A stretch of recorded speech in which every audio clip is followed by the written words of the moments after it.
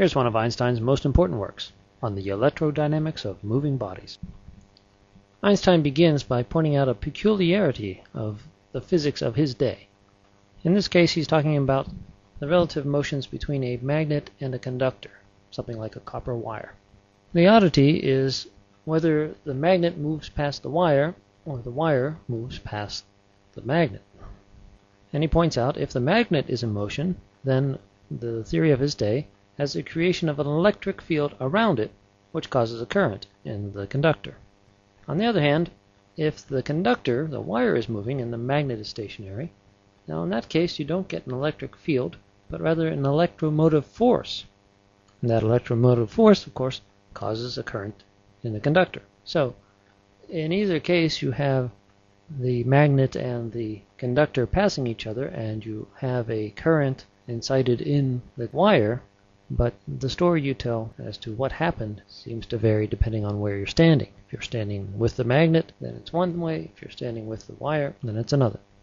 Einstein apparently found this unsettling and wanted to have a single story which you could tell no matter where you stood. So Einstein wants to make the point that the problem lies not with the physical phenomena, but with the theories. He goes on to point out that the efforts to discover what was known at the time as the ether, or luminiferous ether, the medium which carried light waves or electromagnetic radiation, had all proven to be unsuccessful. That is, nobody had ever managed to find any evidence other than electrodynamic phenomena that demonstrated the existence of this stuff.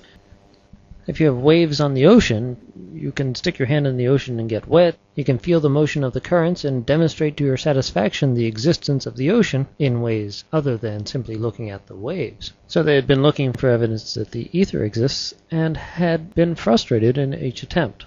Einstein points out that these facts suggest that electrodynamics and mechanics both seem to have no, as they say, stationary frame of reference.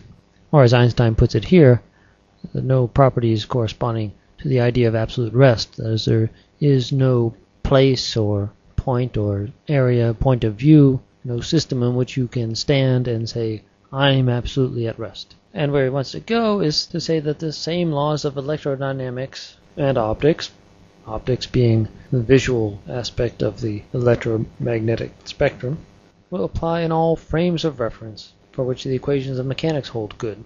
So that's the fundamental idea behind what he comes to call the principle of relativity. And we will have to discuss at some later time what the full meaning of that phrase is. Now in Einstein's day, this was something of a problem, a puzzle. They had two accounts for what was going on when a conductor and a magnet were in motion relative to each other. So how is Einstein going to get where he wants to go? Well, his first step is to elevate this principle of relativity to the status of a postulate, as he says. So what's a postulate? What does that mean? And if you have a conjecture and you make it into a postulate, is that raising it or elevating it? Is that making it more important? Is that a good thing to do? Or is that a wise thing to do? We're going to have to discuss this in some detail next time. Why next time? Well, because Einstein's not done yet. He's got another postulate on the way here. This one, known as the light postulate, reads that light is always propagated in empty space with a definite velocity, c, which is independent of the state of motion of the emitting body. Now what on earth does that mean? Well, what it says is that the speed of light, which is designated by the symbol c, is going to be independent of the state of motion of the emitting body, which is to say that it doesn't matter if the light source is rushing towards you or rushing away from you or standing stationary relative to you. You will measure the same speed for light that comes off of that body. That would be an odd thing if light were like bullets shot from a gun, because the speed of the bullet would be affected by the speed of the gun.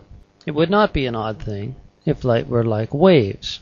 The speed of the boat does not really affect the speed with which the wave reaches you as you stand at the shore. Or, the speed of the plane, whether it's supersonic or not, doesn't make much of a difference with regard to how soon the sound waves that come off of it reach your ear. What is odd here for Einstein's readers is the idea of empty space, and he will say a bit more about that in the next few lines. So now Einstein wraps up his introductory remarks and says that those two postulates are all that he needs to get a simple and workable theory of electrodynamics that avoids the issues of the theory of his day.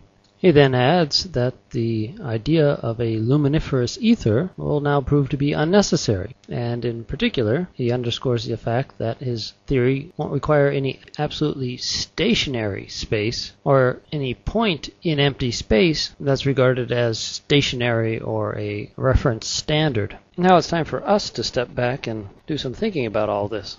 First, there are a few terms which we maybe should clarify, make sure we all know what we're talking about. And then we should examine these postulates, see if we want to accept them, see whether or not they're necessary, and if we're satisfied on those matters, then we can proceed into the theory itself. If, however, we find this groundwork to be unacceptable, then there won't be much point in going on to look at the rest of it. Of course, for those physicists who are interested in doing experiments and equations and figuring things out, these first few paragraphs of the paper are probably what they pay the least attention to. But for somebody with a more philosophical interest, somebody who doesn't want to simply solve problems, but actually understand the workings of nature, these fundamentals are where one needs to apply one's energy and attention most diligently.